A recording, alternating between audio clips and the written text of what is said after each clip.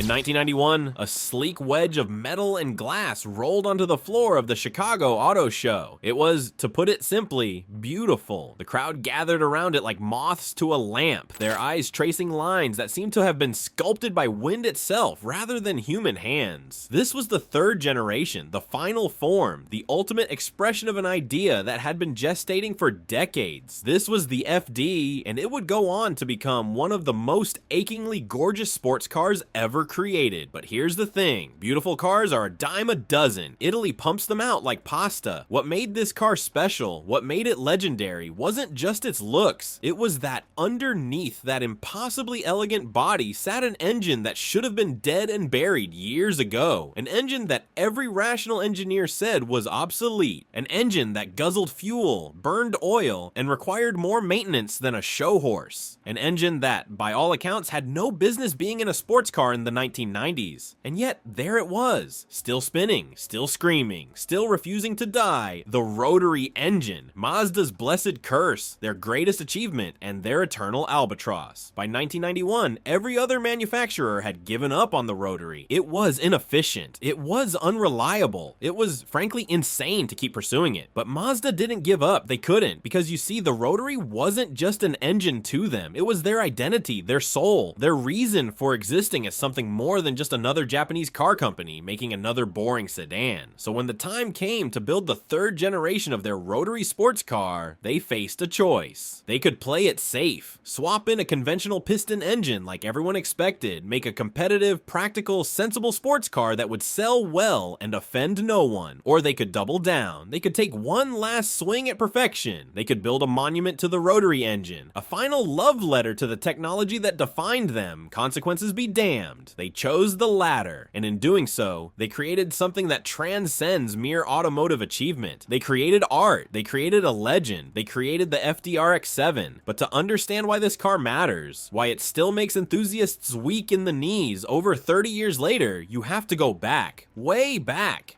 to a time when Mazda was nobody, just another struggling Japanese manufacturer trying to survive in a world dominated by giants. The automotive industry is exploding. Toyota, Nissan, Honda, they're all carving out their territories, establishing their identities, and then there's Mazda. Little Mazda, originally a cork manufacturer that pivoted to building three-wheeled trucks. They're small, they're scrappy, they're absolutely desperate to find something, anything that will differentiate them from the pack. Enter Felix Wankel, a German engineer with a weird idea, an engine that doesn't use pistons, an engine where a triangular rotor spins in an epitrochoidal chamber, creating power through a continuous spinning motion rather than the violent up and down hammering of conventional engines. It's smooth, it's compact, it's powerful for its size, it's also completely unproven. Most manufacturers take one look at it and walk away. Too risky, too strange, too many unknowns. But Mazda sees opportunity. In 1961, they licensed the technology from a company that had acquired the rights. They don't just license it though, they commit to it, fully, completely. They pour resources into making this weird, unproven technology work. They hire engineers, they build prototypes, they test and fail and test again. For years, they fight with apex seals that wear out. They struggle with terrible fuel economy. They battle emissions problems that seem insurmountable. Any sane company would have quit. Mazda didn't quit. In 1967, they released the Cosmo Sport 110S, the first production car powered by a rotary engine. It's beautiful, it's fast, it's also incredibly flawed. Early examples suffer from reliability issues that would sink lesser companies. But Mazda learns.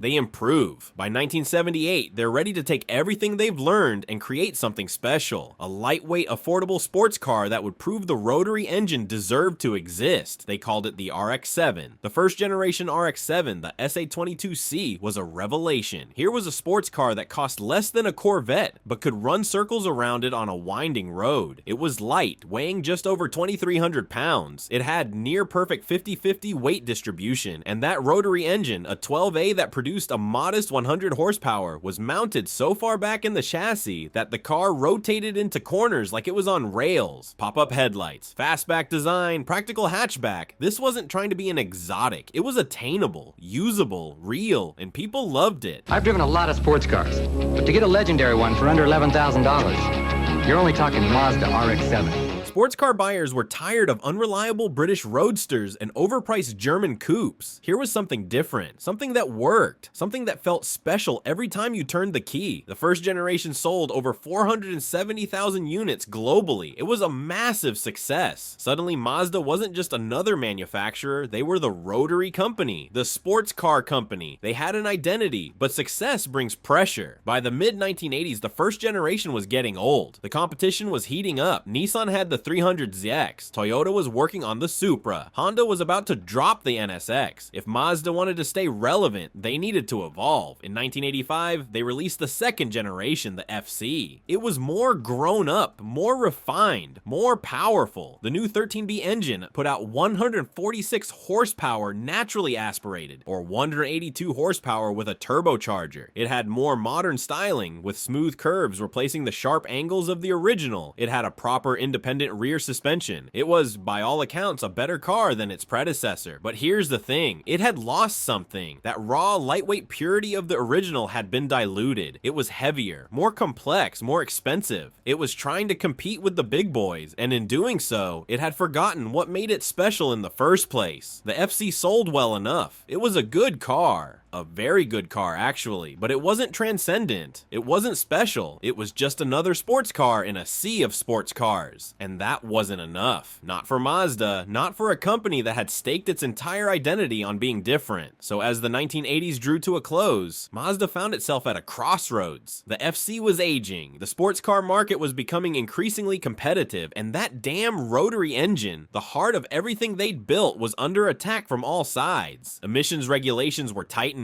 Fuel economy standards were rising, the world was changing, and the rotary, with its inherent inefficiencies, was looking more and more like a dead end. Mazda's accountants looked at the numbers and saw red. The rotary engine was expensive to develop, expensive to manufacture, and expensive to meet regulatory requirements. A conventional piston engine would be cheaper, more efficient, and easier to sell in markets with strict emissions laws. It made perfect business sense to abandon the rotary and join the rest of the industry. But perfect business sense rarely creates legends. The team tasked with creating the third generation RX-7 faced enormous pressure. They had to make a car that would sell, that would meet regulations, that would compete with the increasingly sophisticated sports cars coming from their rivals. But they also had to do something else, something harder. They had to justify the rotary's existence. They had to create a car so good, so special, so undeniably excellent that it would silence the critics and prove that Mazda's stubborn dedication to this weird, inefficient engine wasn't just corporate hubris, it was vision. The project began in the late 1980s. The goal was simple to state, but incredibly difficult to execute. Create the ultimate rotary sports car. Not just a good car, not just a competitive car, the ultimate expression of everything a rotary-powered sports car could be. To do this, they needed to go back to basics, back to what made the first generation special: weight, balance, purity. The FC had grown too heavy, too complicated. The new car would shed every unnecessary gram. They set a target weight of under 2,800 pounds. Ambitious for a car that would need to meet 1990s safety and emissions standards. They obsessed over weight distribution. The rotary engine's compact size meant they could mount it far back in the chassis, creating a front mid-engine layout that would give them that magical 50-50 balance. They studied aerodynamics with a fanaticism that bordered on obsession. Every curve, every vent, every surface had to serve a purpose. This wasn't going to be styling for styling's sake. This was going to be form following function, with beauty emerging naturally from efficiency. And then there was the design. Oh, the design. Mazda knew they needed something special, something that would stand out in a market full of aggressive, angular, in-your-face sports cars. They gave the task to a team led by a man who understood that true beauty comes from restraint, not excess. The brief was clear: create a shape that would look modern in 1991 and timeless in 2031. A shape that would age gracefully rather than looking dated within 5 years. A shape that would make people stop and stare, not because it was loud or aggressive, but because it was simply undeniably beautiful. What they came up with was remarkable. The FD's design was organic, flowing. It looked like it had been shaped by nature rather than humans. The long hood flowed seamlessly into a low curved roof that tapered toward the rear. The pop-up headlights, which should have looked dated even then, somehow somehow worked perfectly with the overall design. The taillights were round, echoing the rotary engine's spinning motion. Every line, every curve, every proportion was perfect. Not perfect in some objective, measurable way. Perfect in the way that a seashell is perfect, in the way that a bird in flight is perfect. It was beauty that emerged from purpose, from efficiency, from a deep understanding of what the car needed to be. When the first prototypes were built, even the engineers stopped to admire them. This wasn't just transportation. This wasn't just a sports car. This was sculpture. This was art. But pretty shapes don't win races. They don't set lap times. They don't create legends. For that, you need substance. You need engineering. You need obsessive attention to detail in every system, as every component, every nut and bolt. And that's exactly what they did. The suspension was completely redesigned. Double wishbones at all four corners. Carefully tuned geometry that would allow the car to rotate naturally into corners while remaining stable at high speeds. Dampers that were neither too soft nor too hard, but perfectly calibrated to work with the springs and anti-roll bars to create a ride that was firm but never harsh. The brakes were massive. 4-piston calipers up front, solid discs at the rear. This car was going to be fast and it needed to be able to stop. The steering was precise, with a quick ratio that gave the driver direct unfiltered communication with the front wheels. No power steering isolation. You felt everything. The chassis was rigid. Mazda used structural reinforcements in key areas, creating a platform that wouldn't flex under hard cornering loads. This stiffness meant the suspension could do its job properly without having to compensate for a floppy chassis. And then there was the engine, the beating, spinning, screaming heart of the whole project. The rotary, the 13B Roo, 2 rotors, 2 turbochargers, sequential turbo setup where a smaller turbo provides boost at low RPMs and a larger turbo takes over at high RPMs, creating a power band that felt linear and relentless. 255 horsepower, 217 lb-ft of torque. Numbers that don't sound impressive today, but were more than adequate in 1991. But here's the thing about the rotary, it's not about peak numbers. It's about how it delivers power. A piston engine has to stop and change direction twice per revolution. Accelerating and decelerating all that reciprocating mass creates vibration, creates stress, creates limitations. The rotary doesn't have that problem. Its rotor just spins. One continuous motion. That means it's smooth, incredibly smooth. Rev it to 9,000 RPM and it feels like 4,000 in a piston engine. It also means it's responsive. Throttle input translates immediately to power output. There's no waiting for heavy pistons to change direction. Just instant linear power delivery that feels unlike anything else. The sound is distinctive too. Not the deep rumble of a V8 or the angry snarl of a high revving inline 4. The rotary buzzes. It hums. At high RPM, it sounds like an angry swarm of mechanical bees. It's not for everyone, but for those who love it, there's nothing else like it. Mazda's engineers knew the rotary's weaknesses. They knew it drank fuel. They knew it burned oil by design, injecting it into the combustion chamber to lubricate the apex seals. They knew reliability was a concern, especially if owners didn't maintain them properly. But they also knew that for the right kind of driver, for someone who understood what this engine represented, those compromises were worth it. This wasn't an engine for people who wanted appliance-like reliability and rock-bottom running costs. This was an engine for enthusiasts, for people who valued character over convenience, for drivers who wanted something different, something special, something that required a relationship rather than just turning a key and driving. The entire car was designed around that philosophy. This wasn't going to be a comfortable grand tourer. It wasn't trying to be a practical daily driver. It was a pure sports car, focused, uncompromising, dedicated to the singular purpose of delivering driving joy. When the FD launched in 1991 in Japan and 1993 in North America, the automotive press lost their minds. Here was a car that looked like it cost twice what it actually did, that drove like it weighed 500 pounds less than it did, that felt more exotic than cars costing $20,000 more. The steering was praised as telepathic. The chassis balance was described as perfect. The engine, despite its quirks, was celebrated for its smoothness and responsiveness. The design received universal acclaim. This was a car that looked fast sitting still. That drew crowds in parking lots. That made people turn their heads, not because it was loud or flashy, but because it was simply beautiful. Road and Track called it one of the best handling cars they'd ever tested. Car and Driver praised its purity of purpose. Motor Trend declared it a masterpiece. Even Jeremy Clarkson, never one to go easy on Japanese cars, admitted it was something special. special. But here's where things get interesting. Despite the critical acclaim, despite the beauty, despite the incredible driving dynamics, the FD didn't sell particularly well, at least not in North America. There were reasons for this. The price kept climbing as Mazda improved the car year after year, eventually pushing it into territory where buyers expected more luxury, more refinement, more comfort. The rotary's reputation for unreliability scared away casual buyers. The fuel economy was abysmal by 1990s standards, averaging low teens in city driving. Yes, insurance was expensive because the car attracted young, aggressive drivers who tended to crash them. And perhaps most importantly, the timing was terrible. The FD launched just as Japan's economic bubble burst, just as the sports car market in America was collapsing, just as buyers were turning away from two-seat impractical machines in favor of SUVs and trucks. Production ended in 2002 after just over 68,000 examples of the third generation were built. For context, the first generation sold 7 times that number. The second generation outsold it by a factor of 3. By any business metric, the FD was a failure. A beautiful, beloved, critically acclaimed failure. But here's the thing about legends. They don't care about sales figures. They don't care about business metrics. They care about impact, about influence, about whether they change something fundamental about how we think about cars. And by that measure, the FD succeeded beyond anyone's wildest expectations. In the year since production ended, the FD has achieved something rare in the automotive world. It has become more beloved, more respected, more valuable with each passing year. Cars that sold for $20,000 used in the mid-2000s now command $40,000, $50,000, $60,000 or more for clean examples. Pristine, low-mileage examples can crack 6 figures. The design, which could have looked dated by now, still looks modern, still looks purposeful, still turns heads everywhere it goes. You can park a 1993 FD next to a 2024 sports car and the FD will draw more attention. It influenced an entire generation of automotive design. You can see its DNA in cars that came after, in the smooth, organic shapes that replaced the angular designs of the 1980s, in the focus on purity and balance over brute force. The aftermarket for the FD is enormous. Companies exist solely to support these cars, producing parts, developing upgrades, keeping them running long after Mazda stopped caring. The tuning potential is legendary. The rotary engine, for all its faults, responds incredibly well to modifications, turbo upgrades, port work, standalone engine management. A well-built FD can make 400, 500, 600 horsepower or more, all while retaining the characteristics that made the engine special in the first place. And the community. Oh, the community. FD owners are some of the most passionate enthusiasts in the automotive world. They baby their cars. They modify them carefully, respectfully. They understand that they're not just owning a car, they're stewarding a piece of automotive history. But let's be honest about what the FD actually is, because nostalgia and love can cloud judgment, and this car deserves honesty. The FD is flawed, deeply flawed. The rotary engine, for all its character, is objectively inferior to modern piston engines in almost every measurable way. It gets terrible fuel economy, averaging 17 to 18 mpg combined if you're lucky, and dropping into the single digits if you drive it hard. It burns oil by design, requiring you to check and top off the oil regularly. It runs hot, requiring vigilant monitoring of coolant levels and temperatures. The apex seals, the crucial components that seal the rotor against the housing, wear out, sometimes at 60,000 miles, sometimes at 100,000, sometimes sooner if you don't maintain the car properly, or if you shut it off hot without letting it cool down. When they fail, the engine fails, and rebuilding a rotary isn't cheap. The sequential turbo setup, while clever, adds complexity and failure points. Vacuum lines deteriorate. Actuators fail. By the late 1990s, most owners were converting to single turbo setups, ditching Mazda's engineering in favor of simplicity and more power. The interior isn't special. It's fine, functional, but it's not the leather-wrapped luxury you'd expect from a $35,000 sports car in the late 1990s. The seats are supportive, but not exceptional. The materials are okay, but not great. The infotainment is dated, though to be fair, every 1990s infotainment system is dated now. The practicality is abysmal. The rear storage area is tiny, and the front trunk is non-existent. If you want to take a weekend trip, you better pack light. The ride, while not harsh, is firm. This is not a car for cruising. Let's talk about reliability. If you maintain an FD properly, if you understand its quirks and needs, if you treat it with respect, it can be reasonably reliable. But that's a big if. stiff. Most owners don't maintain them properly. They don't let them warm up before driving hard. They don't let them cool down before shutting off. They mod them without understanding what they're doing, slapping on bigger turbos without upgrading fueling or engine management. And then they act surprised when the engine fails. So why does the FD matter? Why does it deserve to be called a legend when it's sold poorly, when it's flawed, when objectively better sports cars existed then and exist now? Because it represents something